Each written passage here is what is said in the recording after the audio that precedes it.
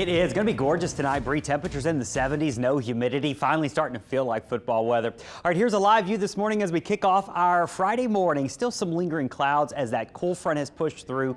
Temperatures are now in the 60s across the North Shore. We're still hanging on to the 70s on the South Shore, but it's feeling less and less muggy hour by hour. That's what's left of the rain. We do still have some rain near the mouth of the river, but that is moving out of the region, and that's going to set us up for a sunny afternoon. Highs today, 87 degrees, low humidity. Sun goes down at 6:52. We'll be in the 70s by around 8 o'clock tonight, and it will be a really nice evening here. Tomorrow morning, we wake up low 60s on the North Shore, low 70s on the South Shore. I even think maybe a couple 60s here in the metro tomorrow morning. Sunday morning, about the same. So we've got cool mornings this weekend, warm afternoons with highs still flirting with around 90, but the humidity is going to be low basically every single day in this forecast. And so these upper 80s and low 90s won't feel much hotter than they look, and that's good. As we get into October on Wednesday, we're still going to be quite warm, so there's no big cold fronts in our forecast.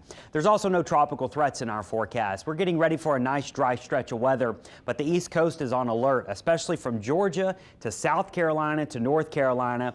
That one right there could be the next player that's coming their direction. That's Invest 94, has a high chance of becoming a depression in the next 24 to 48 hours near the Bahamas and then moves north, maybe as a named storm making landfall there by early next week, as early as Monday or early Tuesday.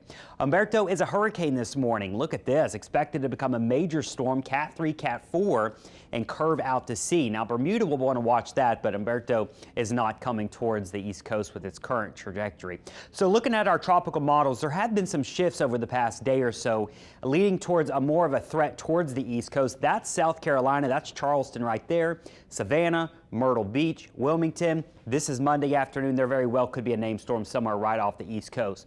Problem with this future, Imelda would be the name, is that it may be slowing down and stalling as it moves inland there towards Tuesday and Wednesday. This could cause a big rain problem somewhere in that area. Now, the fine details are still being ironed out, but this type of setup here can really yield some impressive totals. What you're seeing here in our model run, all this big black area here, is where it's off the scale over 10 inches. And so depending on how this plays out, this really could be a big rainmaker somewhere for the Carolinas into early to mid next week. Next name on the list again would be Imelda. Those ice storms, notoriously bad. Our 7-day forecast, though, nothing bad here. We've got great mornings in the 60s, afternoons in the upper 80s, low humidity and lots of sunshine. That goes all the way into the beginning of October. For our boaters, other than some morning showers in the Gulf, we're going to be quiet. We expect smooth sailing both Saturday and Sunday. High tides for today happened earlier this morning before sunrise, and your low tide, that'll happen as we head into the early afternoon.